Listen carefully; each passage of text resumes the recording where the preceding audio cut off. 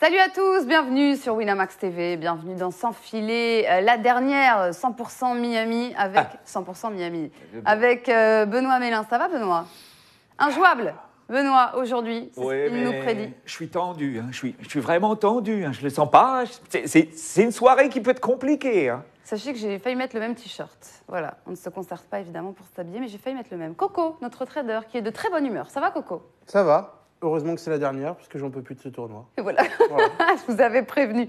Salut à tous. Non, bah là, autre chose. On est ensemble pendant 1 heure au programme Focus sur les demi-finales hommes, sans oublier nos pronos et nos analyses sur la finale dames, nos tops, nos flops, nos coups de cœur sur ce tournoi de Miami. Des jeux, 2 jeux, un magnifique jeu de photos, comme vous les aimez tant, et un ping-pong aussi, évidemment. Des codes boostés, enfin une code boostée. Et là, ne commencez pas à râler dans le chat. C'est une cote boostée, une vraie cote boostée, quoi. Pour les gourmands, pour les warriors, pour ceux qui ont envie de tenter quelque chose. Et un petit Planète Tennis en fin d'émission, si on a le temps, consacré à la terre battue, qui arrive très, très, très vite. Ah, mais moi, je croyais que tu la sortais, la cote boostée. Je vais la sortir maintenant, mais en fait, j'ai un peu peur. Pourquoi? Mais on va la sortir maintenant. On va la sortir maintenant, la cote boostée. Je ne suis pas responsable de cette cote. Ah, t'es pas dans l'histoire, Cocotte? On est dans l'histoire. Voilà. Alors, donc, vous le savez, Federer va affronter Shapovalov. Voilà. On a décidé de booster. Je vous ai dit, hein, c'est pour les gourmands, pour les warriors. Évidemment, on va vous dire pourquoi on a décidé, surtout Benoît et moi, de booster cette cote-là. Shapovalov qui s'impose en 3-7, les amis. Ça passe de 7 à 9. Voilà. Commence pas à faire ta tête, Benoît. On va argumenter tout à l'heure. Coco n'est pas d'accord. Coco n'est pas du tout d'accord là-dessus. Il vous dira pourquoi. Et dans le chat non plus. Ça veut dire que tu sous-entends que Si on pouvait nous l'activer, par contre, le chat. Ça veut dire que le Roger, tu dis que le Roger va perdre. Roger va perdre. C'est ce qu'on laisse entendre. En tout cas, ce sont pour les... C'est la cote, tu vois, Don Zalok nous dit, ça c'est de la cote boostée. Voilà.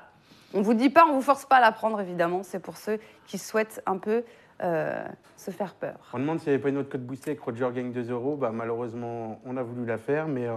le boost n'était pas... intéressant. Ouais, voilà, le boost ça faisait genre un 1,60 pour 1,75. C'était... Trop petit le boost pour nous, on a préféré pas le mettre. Vous pouvez prendre évidemment le Federer 2-0 si vous voulez, mais à booster, c'était pas beau. On passe tout de suite du coup à l'analyse des demi-hommes tour de terrain.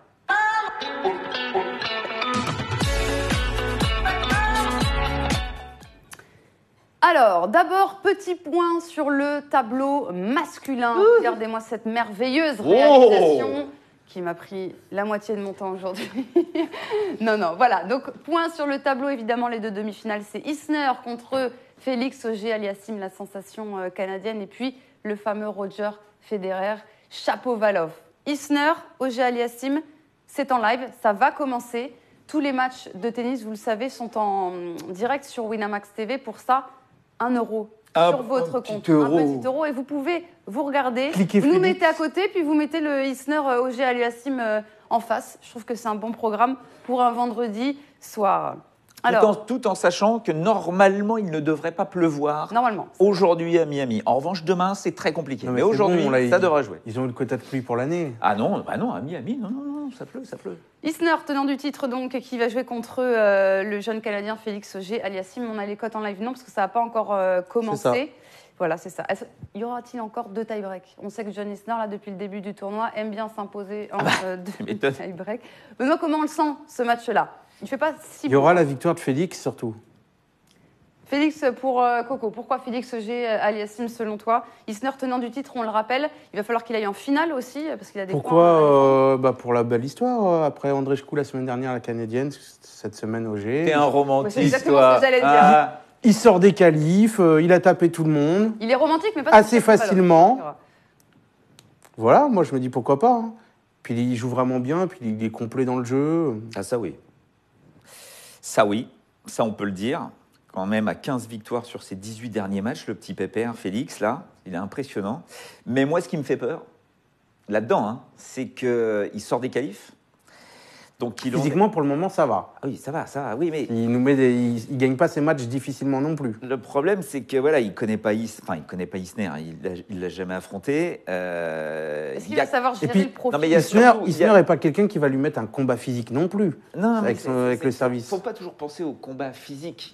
Là, ça va je sais pas, tu me dis, il sort des qualifs, donc je pensais que tu attaquais sur la fraîcheur. Ben oui, mais la fraîcheur physique et mentale, c'est des vases communicants. Il faut avoir mentalement, cette grosse confiance. Pour moi, il enchaîne les victoires. dans des belles. Félix en est à 12h40 depuis le début de son tournoi. 12h40 sur le court. Avec 2 matchs de plus. Ça veut dire que Isner, lui, en est à un peu plus de 7 heures. C'est une énorme différence, c'est quasiment 6 heures de différence. C'est énorme. En rappelant qu'Isner, même s'il y en a plein qui sont là en train de dire Isner, c'est que du service, peut-être, mais le mec a une capacité à gérer les moments importants et lui ne pense qu'à ça. Je veux dire, il faut savoir que ces joueurs, justement, qui ne jouent quasiment qu'avec un énorme service, pour ensuite s'ouvrir le court, s'entraînent de cette façon-là. C'est-à-dire qu'ils savent très bien que eux, leur tennis va les amener à jouer un maximum de jeux décisifs. Donc pendant ces jeux décisifs, il faut qu'ils soient parfaits. Ils peuvent se permettre de perdre des points parce qu'ils savent que de toute façon, avec leur service, normalement, ils peuvent recoller au score. Il faut savoir quand même que Isner en est à 77 aces depuis le début du tournoi, ce qui est quand même énorme pour un joueur qui est exempt de premier tour, puisqu'il est tête de série. Il a été breaké 2 fois. De plus, Félix. Il a été breaké 2 fois, et surtout dans les tie-breaks, j'ai regardé depuis le début du tournoi. Faut pas oublier qu'on a toujours l'impression que le gars, il arrive au tie-break, c'est bon, c'est gagné. Mais non, il fait un effort mental qui est complètement dingue. C'est-à-dire qu'il a une confiance en lui dans cet exercice qui, moi, me fait peur. Et c'est vrai que dans l'absolu, on ne peut pas s'imaginer qu'il n'y aura pas de tie-break dans ce match. C'est pas possible. Enfin, ce serait aberrant. Ou alors, Félix nous fait un match totalement dingue, ou il nous fait un match pourri. Mais Félix logiquement, peut breaker une fois et une fois. Hein. Oui, mais logiquement, on devrait arriver sur du tie-break. Logiquement, parce qu'il sert très très bien, Félix aussi. Mais Isner contre Sonego, j'ai regardé, dans le tie-break du deuxième set, il était mené 4-1, puis 5-3. Il sauve une balle de 7 dans ce tie-break, John Isner, et il finit par s'en sortir. Contre Ramos, pareil, dans le tie-break du deuxième set, il va sauver une balle de 7 et il finit par s'en sortir. Contre Edmund, il est mené 5-2 dans le tie-break du premier set. Et il aligne 5-2, il gagne 7-5. Et contre Agut, encore une fois, il est mené 3-0. Et il perd ses deux premiers services. C'est 3-0, double break. Il recolle à 3-2. Et boum, et il finit par gagner ce tie-break. C'est-à-dire qu'il faut bien se mettre dans la tronche de ces mecs-là. C'est-à-dire qu'à partir du moment où ils arrivent dans le tie-break, ça devient très très compliqué pour l'autre parce que l'autre n'a pas le droit de faire une seule erreur. Et là, tu as une pression monumentale. Et c'est pour ça que je ne pense pas que avec malheureusement tous les efforts qu'a fourni Félix, il soit capable de tenir cette tension mentale contre John Isner. Moi, j'y crois parce qu'il a quand même joué sur ce tournoi des très bons joueurs et des joueurs très en forme. C'est-à-dire qu'il y avait le Polonais Urkacz qui sortait d'un Indian Wells de feu et qui avait commencé son Miami très bien aussi, qui sort team. Et souviens-toi... Et il l'a battu facilement. Et tu sais, contre Fucsovic aussi, on avait un petit peu peur. Fucsovic était en pleine forme aussi. Et il l'a tapé aussi. En 3-7. Il a battu Borna Koric, qui est quand même un très bon joueur. Casper Ruud, qui est un espoir en qualif, qui monte quand même pas mal. Et lui, il a dit, il a plus souvent du mal face aux gros serveurs. C'est ce qu'il a déclaré dans une interview. Voilà, donc il appréhende ce match aussi parce que c'est un autre profil de joueur. C'est Isner. Alors, est-ce qu'il a les qualités, lui, pour contrecarrer le style de jeu de John Isner? C'est toujours la même chose. C'est que tu dois trouver ta position de retour. Donc, au début... Tu as une pression monumentale parce que si jamais tu sers mal d'entrée de match, tout de suite, Isner va te mettre un truc de malade derrière et tu sais que tu ne peux pas perdre ton engagement, surtout pas au début. Sinon, l'autre, il prend un petit peu de confiance et là, ça devient très compliqué. Donc, il faut vraiment rentrer tout de suite dans le match. Et je vous rappelle que contre Basilashvili, qui était déjà un adversaire pas facile pour Félix, c'était en huitième ou en quart, Basilashvili sert pour le 7. Il est devant, tu vois, et Basilashvili s'écroule. Enfin, là, mentalement, il s'est écroulé. Après, au niveau des cotes, il n'y a pas de surprise. Isner est largement favori, mais... Il est tenant du titre. Moi, je trouve que Félix à 2,65, c'est très beau. Félix à 2,65. Le 3-7, Coco, ou alors, je ne sais pas à combien elle cut là, sur les over-under. Je suis moins intéressé par le 3-7 que par Félix, quand même. Je vois pas... Parce que déjà, le 3-7 est à 1,92, donc c'est beaucoup moins joli. Et que... Danilo nous dit 1,50 Isner, la cote est énorme. Ouais, moi, je trouve il y a Nick Cosco qui dit s'il ne calcule rien, il peut aller en finale. Oui, mais non, il va pas calculer, vous inquiétez pas. On n'est pas là, on est dans. C'est ce qu'il disait aussi. Il est complètement concentré. Il réalise même pas encore tout son parcours. Il est juste focus match après match. Il prend les matchs après match. Est-ce qu'il le ferait vraiment Non, mais autre chose, mais il faut. Tu nous as pas dit ce que tu voyais, toi, déjà, sur ce match. Comment? Tu nous as pas dit ce que tu voyais. Pour moi, c'est Isner. C'est Isner. C'est Isner. tu vois, pour moi, c'est un 7-6, 6-7, 7-5, un truc comme ça. Il y a un nombre de jeux peut-être au niveau des matchs. Le match vient de commencer. Mais je vois, effectivement, je ne peux pas m'imaginer... si Félix arrive à passer, c'est extraordinaire. Qu'est-ce qu'il y a, Cocotte? Vas-y, dis. Plus de 23,5, plus de 24,5, plus de 25,5, avec les moins aussi. Le match vient de Le plus équilibré, c'est le 25,5. Parce qu'il faut savoir que on les connaît depuis longtemps, on les suit, on sait comment ils fonctionnent. Et s'il y a un mec qui est complètement, qui bouffe, qui vit, qui dort, qui rêve tennis, c'est Félix. Félix est archi pro, mais du bout de l'ongle de son orteil jusqu'à la pointe de ses cheveux. C'est un dingue. Il ne pense qu'à ça. Il est hyper professionnel sur tout. Préparation, diététique. S'il fait finale, il est top 25. Hein. Oui, mais là-dessus, tu ne penses pas à ça. Quand il joue, là, il ne pense absolument pas à ça. Lui, ce qu'il veut, là, c'est de se dire, voilà, j'ai un mec de 2,08 m en face de moi. Comment je vais faire pour réussir à m'en sortir? Voilà, il faut que je trouve la solution. Il faut que je trouve ma position en relance. Il faut que j'arrive à lui prendre son service. Et il ne faut surtout pas que je fasse un jeu moyen sur mes engagements. Moi, je pense que c'est une pression énorme. Le but, surtout, c'est d'être très concentré sur ses jeux de service. Parce que normalement, ces jeux de service, s'il les joue sérieusement, qu'il est concentré, qu'il ne fait pas de grosses erreurs, il ne devrait pas être briqué par Isner. Je ne pense pas qu'Isner ait le jeu en retour pour le briquer si Félix fait un bon jeu de service. Maintenant, Félix peut très bien gratter juste un break et un break. On n'est pas obligé d'aller au tie-break. Encore une fois, on a tendance à ne mettre Isner que serveur. Isner sait tout faire. J'ai vu un moment, je ne sais plus qui a mis ça, c'est Danilo qui met Isner. C'est le Karlovic du riche. Il a raison. Maintenant, c'est un gars on ne s'en rend pas compte, mais qui bouge vite. C'est un gars qui fait plus de 100 kilos. Hein. C'est un mec qui bouge vite, qui est capable de trouver des angles incroyables de par sa taille. Et encore une fois, cette surface avec une balle qui va rebondir à hauteur de hanche pour lui. Et là, quand il est à hauteur de hanche, bam, bam, bam. Donc ce qu'il faut, c'est varier, jouer très bas, faire beaucoup de slices, essayer si possible de le faire reculer, de le faire bouger, s'ouvrir des angles. Mais bon, il faut la contrôler, sa balle. Hein. Sa balle est hyper puissante. Après, celle de Félix, rien à dire. À voir. Mais pour moi, petite question avant de j'arrive pas. à Roger Federer. Est-ce qu'on a le droit d'attendre Félix Auger-Aliassime sur terre battue maintenant? Est-ce qu'on a le droit? Oui. Comment ça, on a le droit? Est-ce que tu l'imagines faire quelque chose, continuer sa progression sur terre battue maintenant? Bien sûr que si. Il joue toutes les surfaces. C'est pas un spécialiste de la terre, mais il est bon sur toutes les surfaces. Là, quand tu me parles de classement, c'est plus qu'intéressant, puisqu'il est à 2 doigts d'être tête de série à Roland Garros. C'est là où je vais en venir. Il sera tête de série. Enfin voilà, il passe plus par les qualifs maintenant sur les 500, sur les Masters 1000. Il va être dans les tableaux, il va être protégé, il va gagner des matchs, il va prendre de la confiance, il va prendre de l'expérience. Voilà, on a l'impression qu'il est là depuis une éternité, et il est là depuis une éternité, mais là, il joue face au cador du circuit. Donc le gars, bien évidemment, qu'il est capable de nous faire des choses sur terre battue. C'est un très bon joueur sur terre. Allez, l'autre demi, du coup. Qu'est-ce qu'il y a, Cocotte dit? J'ai vu sur Instagram que tu avais mis une photo Sampras, Federer, Félix. Oui. Ah oui, c'était par rapport aux dates de naissance. Ouais, je sais. Parce que... Et d'ailleurs, j'en ai loupé un, je crois que c'est Lacoste aussi, qui est né au mois d'août. En fait, ils sont tous du premier décan, quoi. C'est très étonnant, quoi. Et c'est surtout les trois phénomènes du tennis. Il ne faut pas oublier que Félix Auger-Aliassime, à son âge, qu'il fait, c'est quand même monumental. Il n'y a que lui et Shapovalov, je crois, qui en Master 1000 sont allés aussi loin depuis... Ah oui? Oui, c'est ça. Non, pas depuis une éternité, mais effectivement, il y y en a... Oui, la dernière fois... On voyait des teenagers à ce niveau-là en demi-finale. Hein. C'était Djoko et Murray en 2007 à Miami. Et Djoko avait gagné et Murray avait perdu en demi. Il ne faut pas oublier qu'Agassi, quand il gagne son premier titre ici à Miami, il a 18 ans. Il a l'âge de Shapovalov. Donc, pour eux aussi, c'est une façon de marquer le territoire. C'est-à-dire qu'on dit toujours la next-gen, la next-gen, la next-gen. OK, mais ils ne gagnent pas. Là, imaginez que ces mecs-là tapent et Federer et Isner pour avoir une finale Auger-Aliassime-Shapovalov. C'est une révolution, mais... Et puis alors, attends, on dit la next-gen, la next-gen, la next-gen.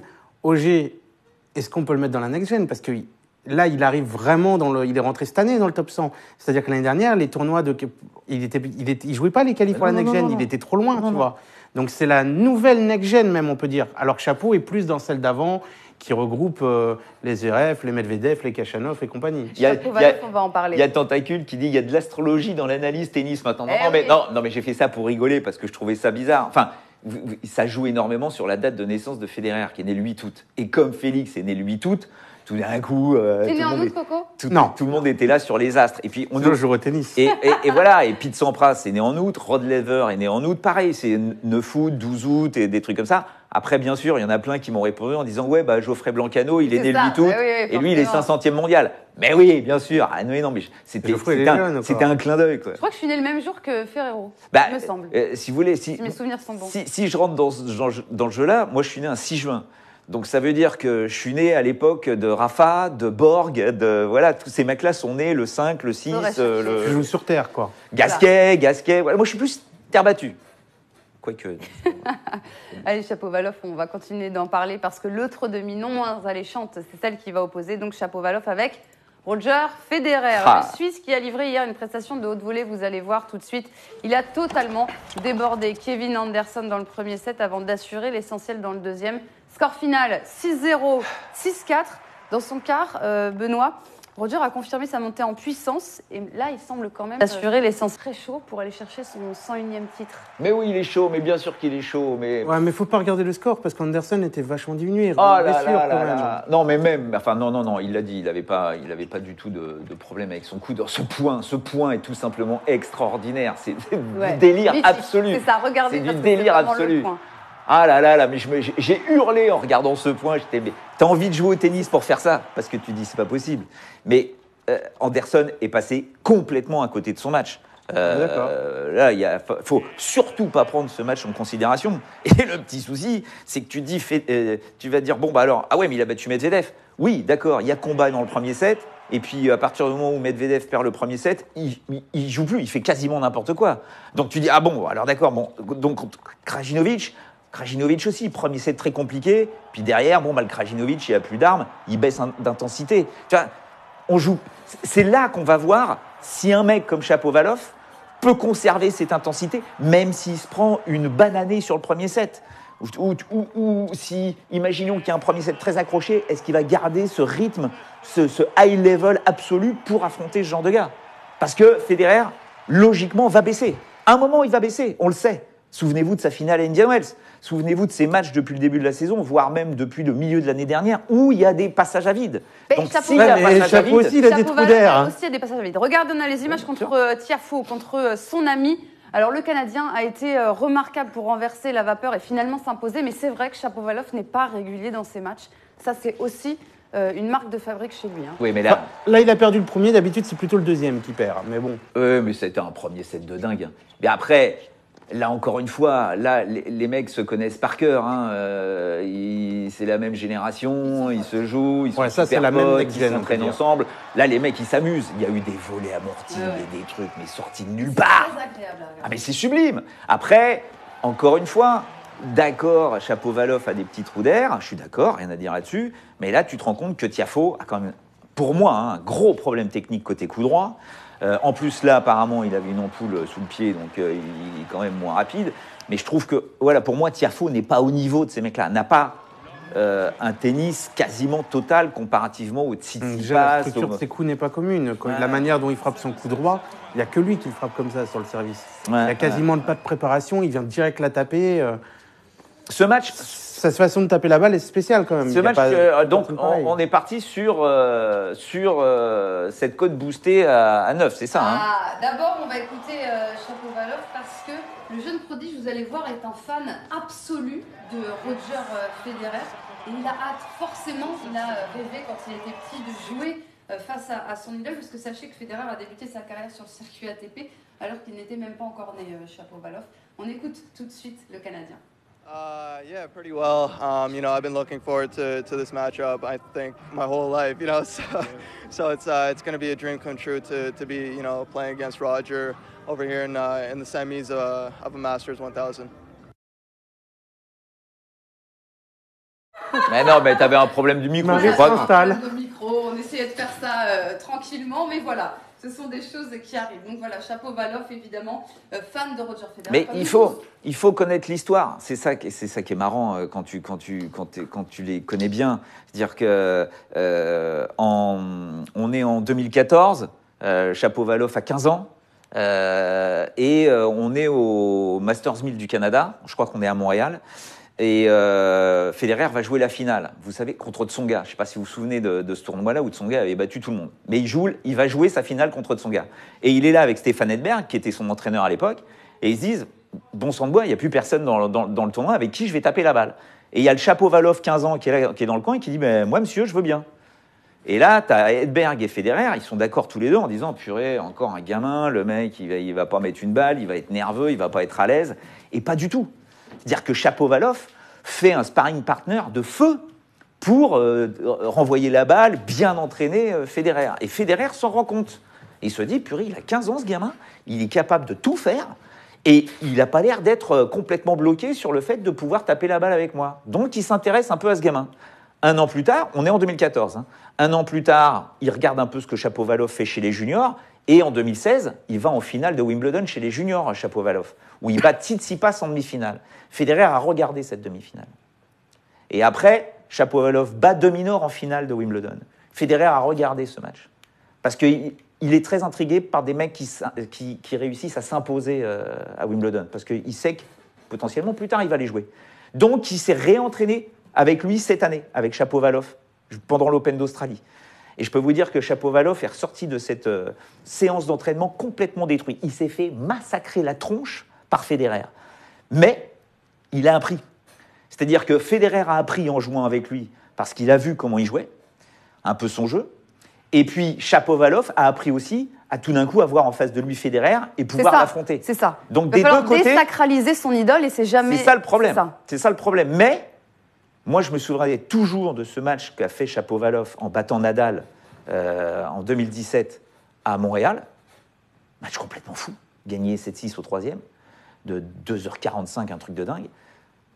Et pour moi, s'il y a un mec qui peut battre Federer là sur ce match, c'est pour ça que cette cote boostée à 9 mois m'intéresse énormément. On la montre maintenant, la cote boostée. Elle m'intéresse. C'est à 9, les amis. OK, Shapovalov 3-7, donc 2-7 à 1 pour Shapovalov. C'est boosté à 9 jusqu'à la fin de l'émission. Évidemment, il y en a beaucoup d'entre vous qui vont voir Roger Federer s'imposer 2-7-0.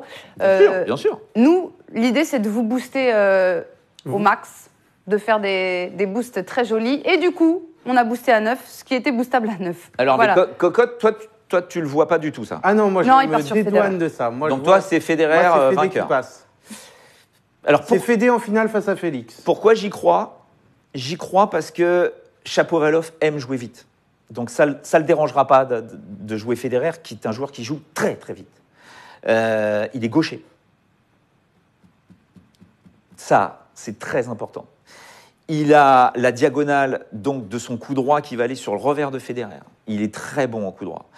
Et son revers, pour moi, me fait penser à celui de Federer. C'est-à-dire qu'il est capable de jouer des revers à une main en demi-volée sur sa ligne de fond de cours, comme Federer. Pour moi, il va y avoir une bagarre de dingue. Est-ce qu'il vient au filet ? Oui, il vient au filet. Est-ce qu'il est bon au filet ? Oui, il est bon au filet. Medvedev est très mauvais au filet. Pas Shapovalov. Shapovalov est très bon au filet. Donc, il va y avoir une guerre totale psychologique de Federer qui, lui, va tout faire pour que Shapovalov se rende compte qu'il joue Federer en demi-finale d'un Masters 1000. Parce qu'on parle de 18 ans de Félix, mais Chapeau n'a que 19. Ouais. Moi, je vois pas Chapeau le sortir. Mais je pense, Félix, mais je vois pas Chapeau. Je pense que si peut y avoir une énorme surprise dans ce tournoi, c'est celle-là, c'est Shapovalov qui bat Federer. Parce que je pense que pour moi, Federer gagne le premier set, a un trou d'air dans le deuxième. Shapovalov gagne le deuxième set. Et là, on part dans un troisième set très, très serré. Et vu l'espèce de folie intérieure qu'a Shapovalov, je pense pas qu'il craque. En finale, Félix qui bat Federer, pourquoi pas. Mais là, Chapeau, j'y crois pas. Moi, il y a des trucs qui me bloquent. C'est déjà, Federer, il a fait 2 défaites cette saison, c'est tout. Il y en a une à l'Australian Open, c'est contre Tsitsipas, c'est de la next-gen. L'autre, c'est Team Indian Wells, next-gen aussi. Donc là, il va se méfier un peu déjà des joueurs qui arrivent comme ça de la next-gen. Et cette défaite en finale contre Team me bloque beaucoup. C'est-à-dire que s'il n'avait pas perdu contre Team, sachant qu'il avait gagné aussi Rotterdam avant, qu'il enchaînait, il aurait pu se faire surprendre sur une demi comme ça face à Shapovalov. Mais là, moi, j'y crois pas du tout. Je pense que cette défaite qu'il a eue là contre Team en finale, elle reste bien dans la tête, qu'il va être super attentif, qu'il sait qu'il faut qu'il gagne, qu'il va gagner son match et qu'il va tout faire pour gagner le titre. Il sait que déjà, l'autre, il n'aurait pas dû le perdre. Le Federer de 0, Coco, est à Je ne le vois pas en perdre 2 de suite, je sais pas. Peut-être, mais je rappelle, pourquoi pas, hein, Cocotte, je te suis, mais toujours est-il qu'on rappelle que cette finale d'Indian Wells, c'est pas Thiem qui la gagne, c'est Federer qui la perd. Donc si C'est pour ça que je Federer me dis contre n'est pas Félix- capable de gérer les points importants contre Thiem, qui est un très bon joueur de fond de cours, mais Shapovalov aussi, s'il fait des mauvais choix sur les points importants, parce que pour l'instant, il n'a pas été poussé. Je veux dire que bon, voilà. Le seul jeu un peu chaud qu'il a eu contre Anderson, c'est à 4-4 dans le deuxième set, où là, tout d'un coup, Anderson, quand même, élève un tout petit peu le niveau de son jeu, mais à chaque fois qu'il pouvait prendre l'ascendant, Anderson faisait une faute monumentale. Donc, à aucun moment, tu vois, il a été poussé dans ses retranchements jusqu'à aujourd'hui. Et je pense qu'un joueur comme Shapovalov peut vraiment...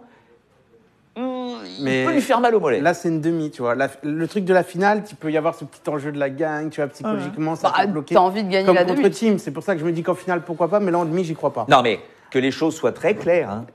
Moi, je suis quand même assez côté Roger. Roger, j'adore. Oui, évidemment, mais je vous dis encore une fois, c'est voilà, on revient à votre booster. C'est un boost à 9, voilà, on ne pouvait pas passer à côté, Mais les tu amis, vois, parce que c'est pas non plus Eh oui. impossible. Voilà. Mais non, rien n'est impossible. Au Rien passage, au niveau du live, Isner vient de sauver 2 balles de break et il en a une 3e à sauver. C'est ça. Voilà. T'inquiète, c'est pas un souci, ça. Le tournoi qui touche à sa fin. Nous, pendant que vous pouvez regarder ce match-là sur Winamax TV pour 1 € sur votre compte. Pendant que vous regardez ce match-là, nous on va vous faire nos tops, nos flops, nos coups de cœur sur ce tournoi de Miami parce qu'on se reverra pas avant la finale. Donc, Benoît, toi ton top c'est Roger. Alors c'est attends, Roger. parce qu'on en a parlé avec Cocotte, où est-ce Eh que oui. j'ai noté ça? Oui, pour qu'on essaie Oui, de pas mettre bah, tout à fait bien la même sûr. chose, mais il y a des trucs où on est d'accord, quoi. Bien sûr, mon Le top. top, voilà, Bah, ton bien top, sûr, évidemment. c'est Son Roger. top, c'est Roger, bah moi, c'est Félix. Ils vont être tous les deux en finale, c'est Non, parfait. c'est Thompson, ton top. Ah oui, Alors, parce que je peux pas mettre le même top et le même coup de cœur. ça l'a perturbé, Coco. Ouais, donc du coup, j'ai mis Thompson en top. Oui, qui a battu Kachanov, qui a battu Dimitrov et qui a battu Norrie. Tu prends des substances interdites avant l'émission, ou, Je déteste Thompson. Mais non, mais t'es dingue. De quoi tu me parles de Thompson? Je déteste Thompson. Mais non, mais c'est un truc, c'est... Mais tu voulais Il mettre loue qui son parcours. Tu veux mettre qui en top? T'as pris Federer Eh ben, mais Federer. et j'ai pas le droit de mettre Félix. Pourquoi t'as pas le droit Non, de mettre Félix? mais tu Ah, parce que pourrais. c'est ton coup de cœur. C'est son coup de Et cœur. Juste, Et j'ai pas le droit de mettre Federer. Juste, je rappelle que Federer, après, j'essaye d'essayer d'envisager ce match contre Shapovalov, mais Federer, voilà, il a 38 ans, enfin, il va avoir... Oui, il a 38 ans. Attends, Oui. il est né en 81. Il va avoir 38 ans. Enfin, c'est dingue ce qu'il est capable de faire. Parce que c'est pas sa façon, c'est pas son coup de raquette qui est impressionnant. Et encore, déjà, c'est miraculeux, mais c'est sa façon, sa vitesse de déplacement. C'est fou ce qu'il est capable de faire. Et sur une période, là où c'est quand même assez chaud, parce que Dubaï, Indian Wells, Miami, et continuer à gagner, à un moment, tu te dis, waouh, le mec donc est très très bien préparé pour jouer avec cette intensité. Respect total. Le flop de Benoît, c'est Novak Djokovic, évidemment. J'étais d'accord, mais comme on peut pas mettre le même, j'ai mis Miami. Oui, Coco a mis Miami au total. La Vas-y, ma météo, cocotte. parce que la météo, ça a été Mais insupportable. tu peux pas Les faire matchs ça, sinon tu super détruis sportifs. plein. Attends, tu vas Ah, détruire attends. Roland Garros. C'est ça, le quand même- tennis, c'est un sport C'est quand même pas d'extérieur. leur Attends, faute s'il Il n'y a pleut. pas que ça, je mets l'ensemble. 2, les cours, parce qu'ils sont super lents, parce que d'après les joueurs, ils sont même pas droits. Ils sont Les cours penchés. d'entraînement, ouais. Ouais. Mais tous les cours. Les Entraînement codes comme boostés. les vrais cours. Tout. Je suis pas conquis par ce nouveau site. Les tribunes qui sont vides. Ouais. Tu regardes les images, il n'y a personne, c'est vide. Ouais. C'est l'ensemble. Sans rire, la fin L'ensemble. du match Je suis pas convaincu par la nouvelle structure là. de Pliskova hier soir, mais c'est dramatique quoi, avec la pluie et tout ça. Ouais. Ils ont fini le match. Il était 1h du matin, mais il y avait 50 personnes. Et à part Federer c'était et Kyrgios, on va dire que voilà, c'est là à ce moment-là, les cours étaient pleins. Sinon, les Américains veulent du show quoi. Ils veulent soit du show, soit de la star. Donc la star, ils l'ont avec Federer, du show, ils l'ont avec Kyrgios. Le reste, ça les intéresse pas. Mais encore une fois, voilà, il faut les habituer, il faut les faire venir aussi sur ce nouveau truc. Je vous rappelle que les prix étaient terriblement élevés, sauf pour ceux qui viennent très souvent voir les Miami Dolphins dans cette enceinte-là, Voilà, qui avait donc des sauf tarifs un préférentiels. point noir pour le Miami, tu vois, les prix super élevés. Mais Djoko, je ne sais pas ce qu'il y a dans sa caboche, mais à un moment ou à un autre, il va falloir qu'il se repositionne quand même. Et Djoko, chez les joueurs, c'est mon flop aussi. Et vos coups de cœur, c'est les Canadiens. Chapeau et Félix. Chapeau pour Benoît et Félix. Pour Coco, on l'aura bien compris. Ah oui, Shapovalov, extraordinaire. On vous rappelle qu'il y a toujours la promo Miami en cours, les amis. On va vous mettre la petite affiche. Voilà, Miami 3+1. Vous placez 3 paris consécutifs avec une cote minimale de 1,50 par pari. La mise doit se terminer par 0,19 et on vous offre un pari gratuit si vous passez les 3 en live. Messieurs, c'est le moment que vous aimez tant dans cette émission, c'est Headshot.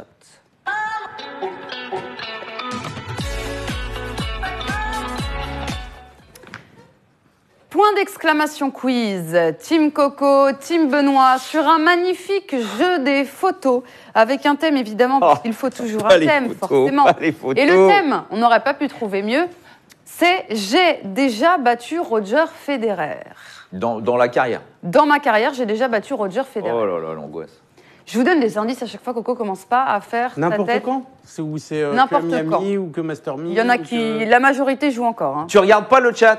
On ne regarde pas le chat, point d'exclamation quiz, Team Coco, Team Benoît. À chaque fois, hein. Ah, le virtuose est avec nous, mais non, il ne faut pas mettre Team Marie, je ne te rapporterai rien, le virtuose, je suis désolée. Virtuose, arrête un peu. Eh oui. Allez, on va envoyer la première photo. Alors, il a battu Federer en 2018 2 fois. Kyrgios. 2 fois en 2018, il bat Federer à Shanghai. Ah, Tchoric. Ouais. Mais dis donc, Il est très foncé, ton la vache. Oh, commencez Attends, pas. à un moment, je croyais que c'était un Indien. Non, commencez Qui c'est pas. celui-là? C'est pour ça que je dis Kyrgios. La photo est un peu sombre, je vous l'accorde. Non, mais parce que Tchoric, il se met toujours il se tanne la peau avec de la crème. Non, je déconne. De l'huile. Non, mais là, il était très très bronzé. Celui-là, Là. il se oint. Un point pour On aurait pu Benoît. se demander si c'était pas mon fils à un moment. Mais Bon, moi aussi, bah, j'y ai donc, pensé. Coco. J'y ai pensé. Mais arrêtez, La je première vois, chose que j'ai eu en tête, je vois c'est mon pareil fils. que vous. Bon, alors, ok, C'est vas-y, terrible. pour Tchoric. Ok. Un point pour Benoît. On enchaîne. Pas facile, il a battu... Enfin, pas facile, si je vous dis où il l'a battu, ça sera facile. Il bat Roger Federer en 2018 aussi. Nishikori. Non, à l'US Open en 2018. Millman. Oui, exactement. C'est Millman, l'Australien, 29 ans, 39e T'as vu ATP. l'état de sa cuisse là sur les appuis? Est-ce que Ouais. tu te rends compte du traumatisme qui se prennent dans les articulations sur chaque frappe de balle? Mais c'est dingue, c'est dingue. 2 points pour la team Benoît, ce qui veut dire pour l'instant 10 € pour la team Benoît. Cocotte. Coco, tu sais le prochain. Le prochain, tu le sais. Il a battu Federer. C'est Anderson. Anderson. Alors là, c'est la Non, parce technique. que ça, c'est pas les cuisses. C'est de la Zverev. technique. Cette espèce de Désolé. coup droit. Tu vois le mollet qui est mis en avant. Je suis désolé, il est super fin le machin. Ah non, à côté de Zverev, c'est une montagne. Je parle pas de la cuisse, je parle du mollet là. Ouais. De la- 3-0 pour Et Benoît. t'as vu la position du poignet? C'est ça. Mais c'est ça. Alors le prochain est très dur. Ah. Je vous le dis, c'est le plus dur. Hein. J'ai mis le tatouage. C'est jamais. Si, c'est Tipsarevic. Non. J'ai mis le tatouage. Il bat Federer en 2018. Zumour. Non. Et comme par hasard, il le bat où? Azeu. Je sais plus si c'était un de ces deux-là, non? Il le bat à Miami. Ah.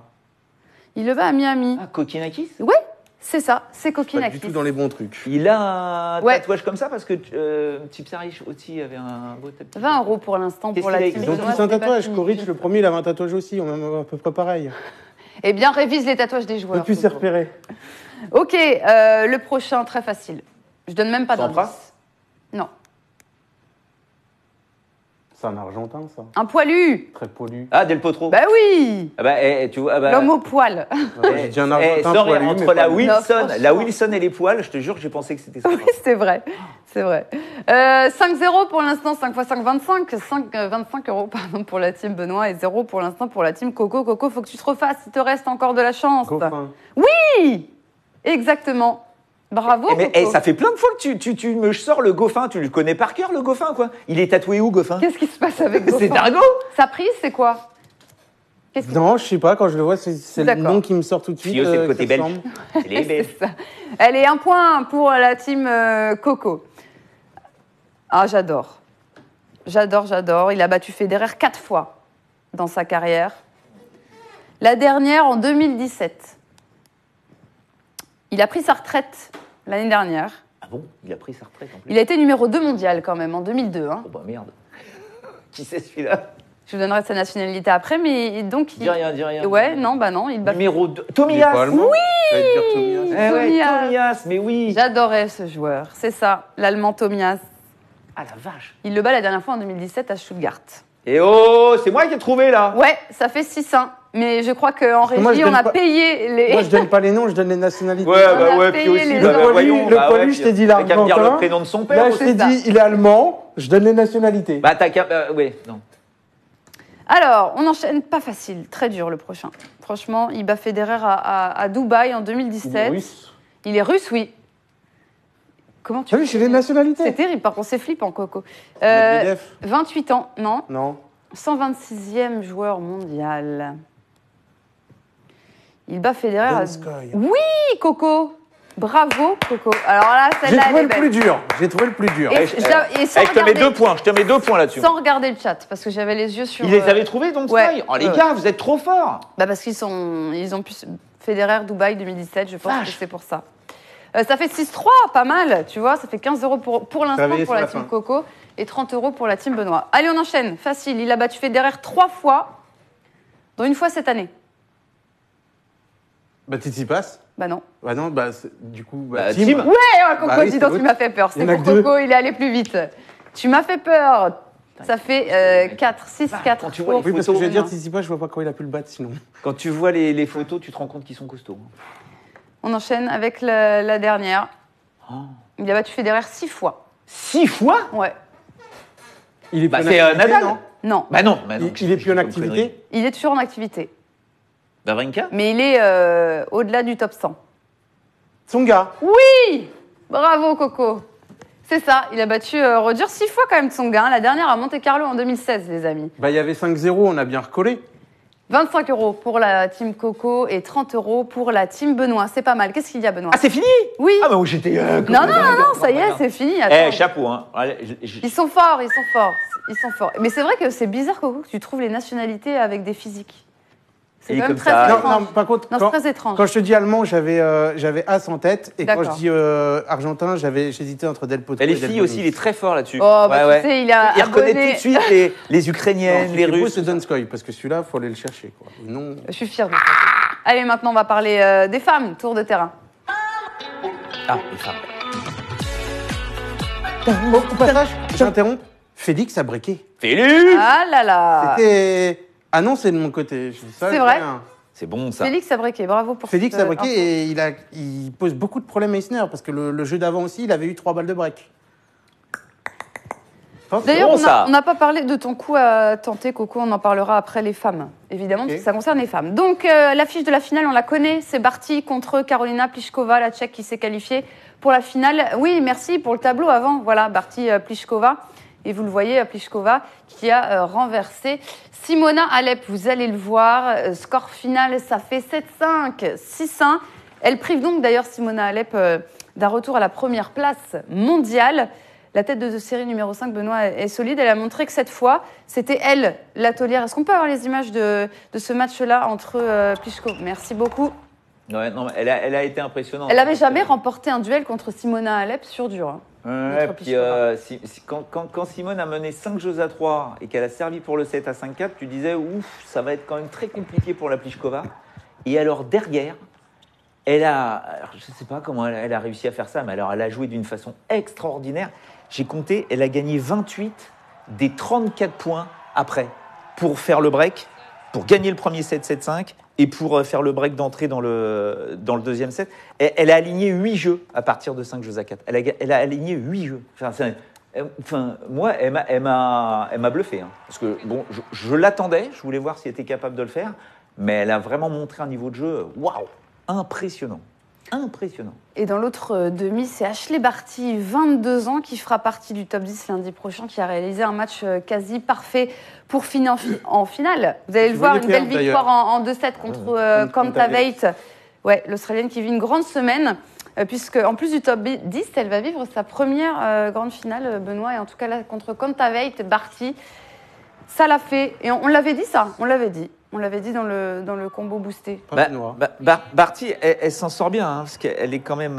Elle a toujours le break de retard d'entrée. Elle est menée 2-0 dans le premier set, elle est menée 3-1 dans le deuxième. Et finalement, tu te rends compte quand même qu'elle déroule derrière. Ouais, elle a un tennis qui est quand même beaucoup plus intelligent, entre guillemets, comparativement à Kontaveit. C'est-à-dire qu'elle varie énormément, elle relance très bien, elle a ce petit revers slicé là, qui les embête bien, les filles. Et puis, bon, elle a quand même pas mal de patates. Hein. Je trouve qu'elle frappait bien sa balle. Après, le service, pour moi, tu vois, son service peut être un énorme souci sur la finale contre Pliskova. Mais bon, toujours est-il qu'elle est belle, sa victoire. On va parler de cette finale justement entre Barty et Pliskova. Évidemment, 5e confrontation entre les deux joueuses de partout. 1-1 sur dur. La dernière, l'US Open 2018, victoire en 2-7 de Karolina Pliskova. Les cotes de cette finale, on va vous les afficher tout de suite. Barty ou Pliskova? Qui, voyez-vous, soulever le trophée? Je sais que vous n'êtes pas d'accord sur ce plateau. On va commencer par toi, Coco. Moi, je vois Barty, qui étonnamment est favori, mais comme quoi les cotes me suivent. Peux-tu bouger la souris, s'il te plaît? J'essayais de faire ça je te voyais faire un petit geste. J'essayais de le faire discrètement. Je me dis, ça y est, elle a des tocs. Non, j'ai essayé la discrétion, mais ça ne marche pas. Barty qui est favori sur ce match. Il ne faut pas oublier que Barty, depuis le début de saison... Il a été à 1,75 quand on a regardé. Ouais, si on retire la Hopman Cup, cette année, c'est 17 victoires pour 3 défaites. Ces 3 défaites, c'est finale à Sydney et quart de finale à l'Australian Open, où les 2 fois, c'est contre Kvitova, l'autre tchèque. Tout à fait. Sauf que ce coup-ci, dans le tournoi, la différence, c'est qu'elle a tapé Kvitova. Tout Kvitova, qui a aussi un très gros service comme Pliskova, qui est très complète, qui est la numéro 1 depuis le début de saison, pour le moment. Et sa 3e défaite, c'est Indian Wells, 8e contre Svitolina, en 3-7, sachant que Svitolina fait un début de saison très très intéressant. Qu'elle a gagné le Masters et compagnie. Donc c'est quand même plutôt pas mal. Il faut voir que dans ses joueuses, elle a quand même tapé Kvitova, Alep, elle a tapé Ostapenko, Mertens, 2 fois Bertens, Yastremska. À part Yastremska, c'est des top 10 tout ça de niveau. Donc moi je crois en Barty sur ce match. Je me dis, si elle a battu Kvitova, elle peut battre Pliskova. Je vais même en rajouter un petit peu pour Ashleigh Barty, c'est qu'on rappelle qu'en 2018, elle fait demi à Montréal, sur dur, hein, et elle fait demi à Wuhan, qui est un premier 5 aussi en Chine, où elle avait été finaliste l'an dernier contre Caroline Garcia. Donc tu sens que c'est une fille qui est quand même, sur cette surface-là, un peu intermédiaire, tu vois, dure, mais on ne sait pas si c'est rapide ou pas rapide. Waouh, la fille, elle arrive à poser son tennis, elle est hyper intelligente, elle varie énormément. Elle est top 10 maintenant. 9 ou 8, non? Un truc comme ça hein, c'est ça? Donc, effectivement, elle est très, très impressionnante. Après, ce que j'ai... c'est là où je t'attends. Non, mais alors, je suis d'accord qu'elle n'a pas cette arme au service que Pliskova a, qui est quand même une sacrée arme. Oui. Pliskova peut te faire un jeu où elle va te mettre 3 aces et voilà, le jeu est plié. Mais Barty bouge mieux. Barty se déplace beaucoup mieux, se penche beaucoup mieux aussi, et a un jeu beaucoup plus varié. Elle peut faire beaucoup plus, comme on le dit depuis le début, amorti, slice, volley, etc. C'est ça, la clé du match, elle est là. Si elle arrive à varier et à pousser Pliskova à se baisser, à jouer des balles coupées, des balles... elle va pas arrêter, je peux te dire. Elle va être beaucoup gênée, Pliskova. Maintenant, si sa balle, elle est neutre, qu'il n'y a rien dedans, qu'elle est plat, elle va se manger des coups droits gagnants dans tous les sens. Après, je rappelle que Pliskova a eu un match très compliqué contre Alizé Cornet, où elle avait perdu le premier set. Elle a eu un match très compliqué contre Putintseva, où elle avait perdu le premier set. Elle a eu un match très compliqué contre Vondrousova, où elle était menée 3-0 dans le deuxième avant de s'en sortir. Et encore une fois contre Alep, même si c'est une très belle victoire, attention, Alep avait pris les devants assez rapidement. Mais après, tu te rends compte que voilà, il y a cette espèce de zénitude du côté de Pliskova depuis pas mal de semaines, là d'ailleurs. Mariée, elle a tout remis en place un petit peu dans sa tronche par rapport à toutes les attentes qu'elle avait. Moi, j'arrive pas à oublier dans ma tête qu'elle a été finaliste à l'US Open. Voilà, attention, c'est du très haut niveau. Elle a gagné Cincinnati. En 2019, Barty a fait quart à l'Open d'Australie. Elle a fait demi-finale, où elle perd contre Osaka. Elle fait quart à Dubaï, elle fait quart à Indian Wells. Enfin, elle est là, Pliskova. Là aussi, tu vois, c'est une fille très régulière, très en confiance. Et là, tu regardes les tête-à-tête. Parce qu'à un moment, tu te dis, attention, là, on est en finale d'un énorme tournoi. C'est quoi leur historique à ces mais on peut pas regarder, il y en a un qui date quand même. Et là, et ça, c'est génial. T'as US Open 2018. Parce que la première fois qu'elle se joue, c'est en 2012. 2012. Ouais, ça veut dire qu'à cette époque-là, Barty, elle a 15 ans. 15 ans. C'est ça que je te dis, celui-là, on peut pas le regarder. Non, ça d'accord. Elle vient de gagner Wimbledon Junior l'année d'avant, en 2011, tu vois, elle commence sur le circuit et elle joue Pliskova, qui est un peu au-delà de la 100e place mondiale. Et c'est Barty qui gagne sur gazon, 7-6 au 3e set. Et là, tu dis, qu'est-ce que c'est que ce délire? On va voir la suite. Sauf qu'il n'y a pas de suite, puisque Barty arrête sa carrière. Elle en a eu marre, elle voulait vivre une adolescence un petit peu comme les autres, trouver des copines, arrêter de penser qu'au tennis. Elle a même joué en Australie dans une ligue professionnelle de cricket. Et puis à un moment, elle s'est dit, bon sang de bois, j'adore le tennis. Elle est revenue au tennis. Et quand elle revient, elle joue Pliskova. Encore une fois sur gazon. Sauf que ce coup-ci, elle perd. Et elle perd, à cette époque-là, Barty, qui sort des qualifications dans ce tournoi, est 623e mondial. Pliskova, 17. Et elle perd 7-6, 7-6. Donc encore une fois, on est sur des matchs hyper tendus. En 2017, souvenez-vous, quand je vous avais dit que Barty avait été en finale à Wuhan, elle bat Pliskova 4-6, 7-6, 7-6. Pliskova est à 2 points du match. Truc, tu te dis, mais c'est pas possible. Et en 2018, elle joue la dernière fois à l'US Open. 6-4, 6-4. Barty a eu 8 balles de break sur l'intégralité de ce match, aucune de convertie. Donc ça veut dire que ces filles se connaissent par cœur, savent exactement où sont les problèmes. Si Barty arrive à faire bouger Pliskova, elle y arrivera. Ce sera très tendu, mais elle y arrivera. Faut qu'elle arrive mais le problème, c'est que Pliskova a cette arme de dingue qui lui ouvre le cours et derrière, bam, elle assassine. Pour moi, l'avantage de Barty, c'est cette surface. Mais je mets Pliskova vainqueur pour l'expérience sur ce genre de grand rendez-vous. Voilà, Pliskova pour Benoît, Barty pour Coco, c'est les pronostics sur cette finale. Comme pour les hommes. donc OMG ou Biofton qui dit donc impronosticable. Ben, si vous ne savez pas, faites-vous votre. Vous faites une non, mais ils avaient une idée de départ. J'imagine vous aviez une. Ouais, c'est ça, c'est ma technique. C'est ce que tu mettrais toi là. Oui, non là je mettrais 3-7. Voilà. Là je mets 3-7. Je mets 3-7. Mais non, c'est pour vous donner. Vous avez forcément une idée de départ. Dit David, dit Barty direct. Ouais, il y a de tout, Mais j'ai plus vu du Barty. J'ai vu avant même qu'on en parle des gens qui avaient mis Barty gagne le tournoi. Donc il y en a qui ont dû avoir des belles cotes s'ils l'ont pris un petit moment. On va faire comme chez les hommes maintenant, nos coups de cœur flop, top chez les tout femmes. En rappelant que Félix sert pour le gain du 7. Pour le gain du 7 et que je vous rappelle aussi que vous pouvez regarder ce match-là, les 2 demi, plus la finale dame, plus la finale homme quand elle aura lieu. Vous regardez ça sur Winamax TV. 1 €, c'est rien, 1 €. 2 balles de débreak. Est-ce qu'il va réussir à les sauver? C'est la question. Alors, Coco, ton top chez les femmes, c'est justement, on vient d'en parler, donc on va Mon faire top, court. c'est Barty. C'est Barty, c'est ça, c'est le top de Coco sur ce tournoi-là. Attendez de voir le top de Benoît. Le top de Benoît, mais arrête, c'est Corey Goff. Ah ouais, moi j'adore. Franchement, j'adore aussi, mais elle sort quand même au deuxième tour. Non, mais elle a 15 ans. Attends, il m'a dit, t'as craqué sur ton Thompson, que tu fumes et tout.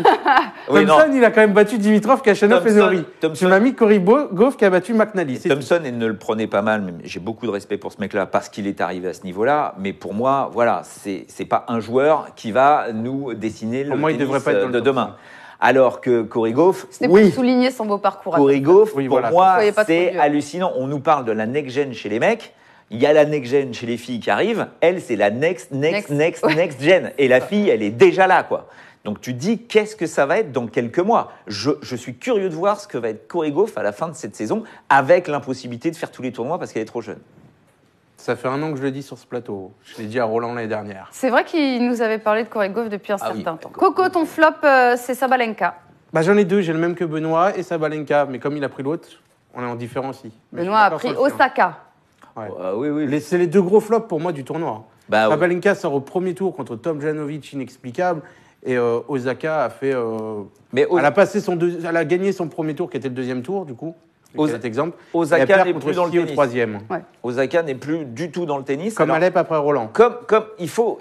Encore une fois, il faut savoir ce que tu veux faire dans ta vie, quoi. Et Djokovic a le même problème, c'est-à-dire qu'il sait très bien qu'il ne peut pas jouer à la fois le côté politique, on va refondre le paysage du tennis mondial, et puis continuer la chasse des grands chelems. À un moment ou à un autre, non, Pépère, tu dois ne penser qu'à ça, quoi. Et Osaka, elle est en train de signer des contrats, mais des contrats, les loulous, mais vous pouvez pas imaginer ce qu'elle est en train de signer au Japon. Elle fait des photos de mode pour tous les magazines parce que, bien évidemment, ça se vend comme des petits pains en Asie. Elle est là tout le temps en train de se faire pomponner, à faire des photos à droite à gauche. Et oui, mais si tu fais ça, tu t'entraînes pas.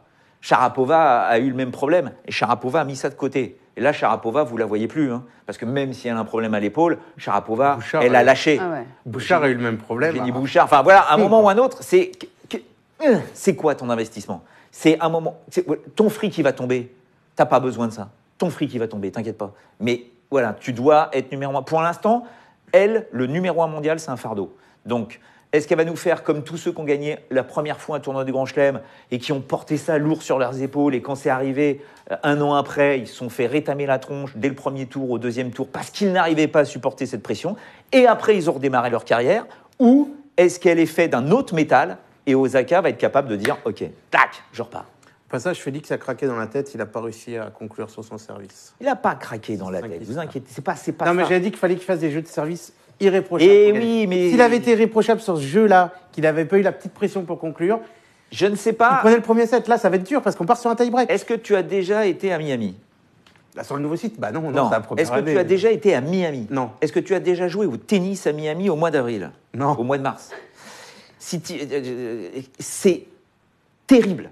C'est du vent? Non, la chaleur, La c'est une chaleur. chaleur équatoriale, c'est super humide, c'est lourd, tu pegues de partout. Et Isner vient déjà de changer de polo. C'est comme si on te foutait du sirop d'érable sur la ça. tronche, tu peux pas bouger, t'es collé de partout, quoi. C'est un truc terrible.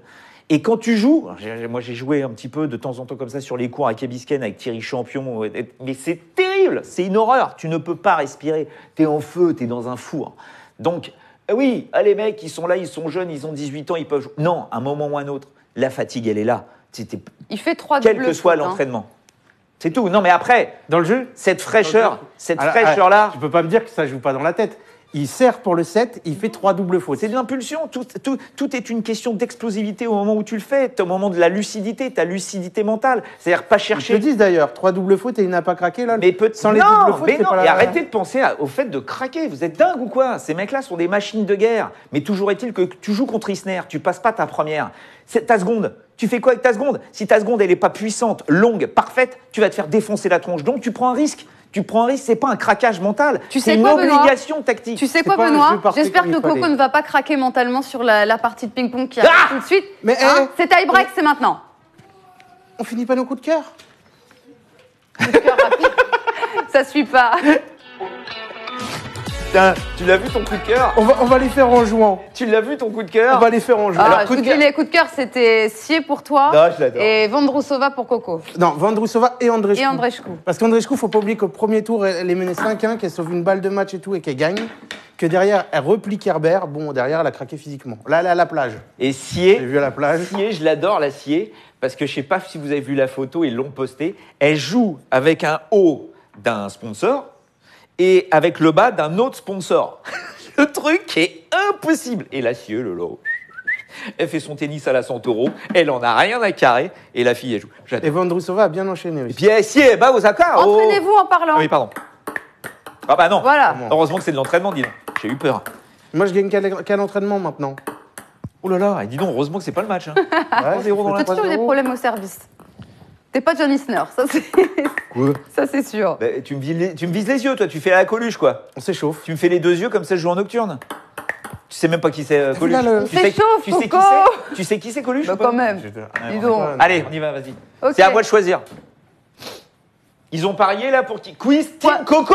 40-0. Point d'exclamation, Tie quiz, break. Team Coco, Team Oh, Benoît. c'est étonnant. 20 euros pour le gagnant. Team Ce Coco, sera Team Coco. Benoît. Ce sera Coco. Coco 20 ou Purée, ils Coco sont tous sur Coco. Mais non, point d'exclamation, quiz, Team Benoît, Team Coco, tu peux pas voir les teams. Alors, Là. Moi, j'ai envie de te battre à la Japon. Oh ouais, la à la chinoise. zappe. Tu Ah non, chinois ça. vois. Ouais, la chinoise, ce que je dis. Mais quoi? Donc tu sers ou cher? Non, allez, Allez, on y va va. jouer normal. On va te le laisser. Allez, je sers. C'est parti. Let, tu joues petit bras là. Hein. commence. Oh, ça touche. Sophia, Un point pour 1-0. Coco. Attends, pardon, excuse-moi, vas-y. 1-1. 2-1 pour toi. Ah, sort. C'est n'importe quoi. Oh là Sublime. là 3-1 pour toi. 3-1 pour Coco. Hein. 3-2. 3-3. Ça, c'est un cadeau. Balle de match pour Coco. Oh, il la sort, il craque nerveusement. Tu vois, comme 4-4, Félix. 2 points d'écart. Après, il... Allez, 5-4 pour Benoît, balle de match. Ah, c'est la victoire de Benoît. Victoire de Benoît, 6-4, une victoire au... C'est peut-être un signe. C'est peut-être le signe que les vieux. Parce que moi, je représente la vieillesse, la vieillerie du cours, tu vois.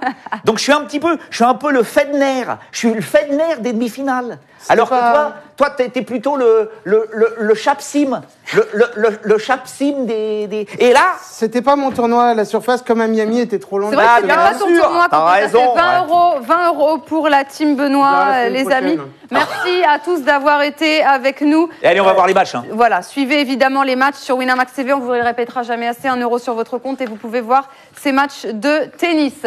T'as un cocotte, allez. Voilà, c'est merci bien. quand même. Alors les amis, Ça commence. il n'y aura pas de Mota sans qui me dit filet. Coco à chaque fois, fois, c'est pas possible. J'ai quand même commencé l'année avec 10 victoires. Il n'y aura pas de sans sans-filet la semaine prochaine, mais on reviendra la semaine d'après. Voilà, pas de sans-filet la semaine prochaine, mais il y en aura la semaine d'après. Merci. Mais manifestation, on descend dans la rue. Qu'est-ce que c'est que ce boxon ? Descends demain, c'est. Moi, je suis d'accord avec Benoît. On pourrait faire une émission avec les 2 tournois WTA. Merci Benoît, merci Coco. On se retrouve donc pas vendredi la semaine prochaine, mais la semaine d'après. À suivre XXL2 et un invité spécial, Alexandre Bonnet, capitaine du Havre. Merci à tous d'avoir été avec nous. Prenez soin de vous. Ciao.